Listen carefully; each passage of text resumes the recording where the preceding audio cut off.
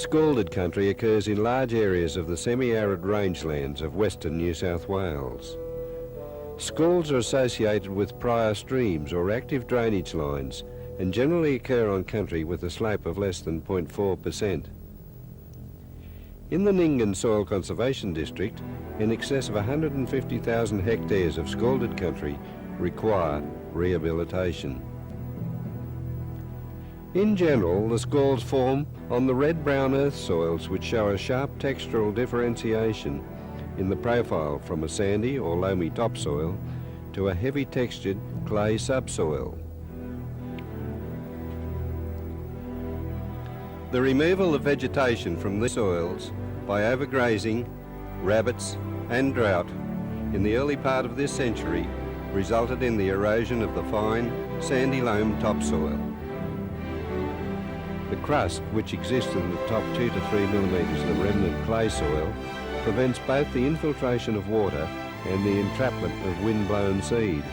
The bare areas which result are scalds and are defined as saline alkaline soils with a pH of approximately 7.5. The particular problems experienced on scald surfaces are high soil temperature, wind and sand grain movement, high potential evaporation, low water infiltration rates, lack of seed source, and a reduction in germination sites.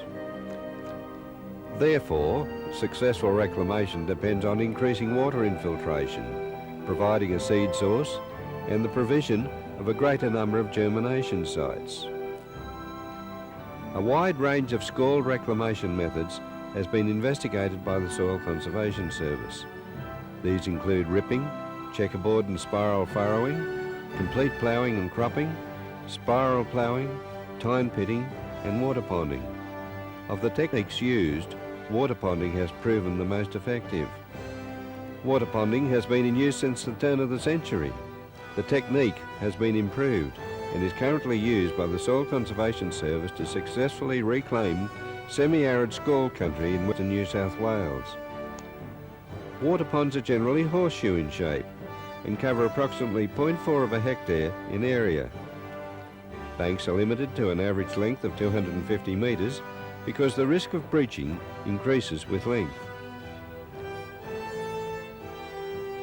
With rain, each pond can contain up to 10 centimetres depth of water. Greater depths than this increase the likelihood of banks breaching, as well as encouraging undesirable species such as reeds. On flat scalds, ponds are completely enclosed and contain all the rain that falls. Replacing the earlier surveying method of using a dumpy level is the technique of using a laser system, enabling one operator to survey up to 50 hectares per day. The use of the laser level has made the operation 10 times more efficient than the earlier labour-intensive methods. The complete laser system costs about $20,000. The self-levelling transmitter head transmits a laser beam to light-sensitive cells on a shuttle in the receiver mast, which is mounted on the dual cab utility. The signals received are transmitted to the survey control box mounted in the cab next to the driver. As the shuttle moves up or down according to the movement of the vehicle, the control box gives out a reading accurate to a millimetre. The tripmaster is an accurate device to measure the distance the vehicle has travelled, and the digital compass gives the bearing of the direction of travel. The scalded area to be surveyed is then traversed, and the height readings are entered on a grid map. On the grid map then, the 10 centimetre contour lines can be drawn. The water pond layout is commenced from the highest point on the scald and surveyed down the slope. A vacuum-operated tine marker has been attached to the vehicle for the purpose of marking where the pond should be constructed. A variety of implements have been used for building pond banks. However, road graders have proven to be the most efficient and economical machine for construction. Banks are constructed 40 to 45 centimetres in height to account for wave action, slumping and the effect of stock trampling.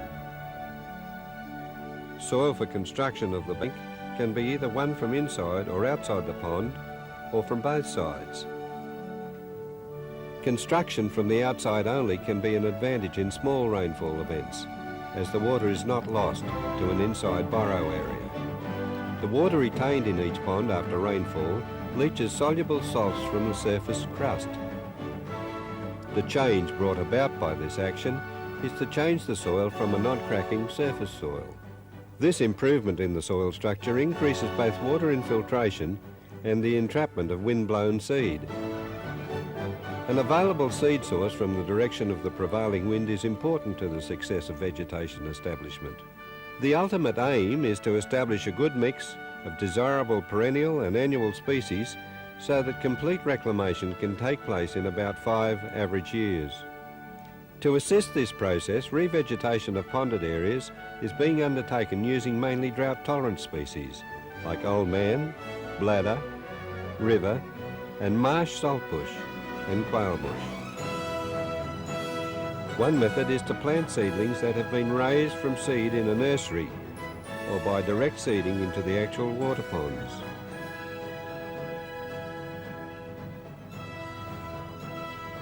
Results so far reveal that under favourable climatic conditions, excellent results can be achieved, providing stock are excluded from the seeded area during the establishment period.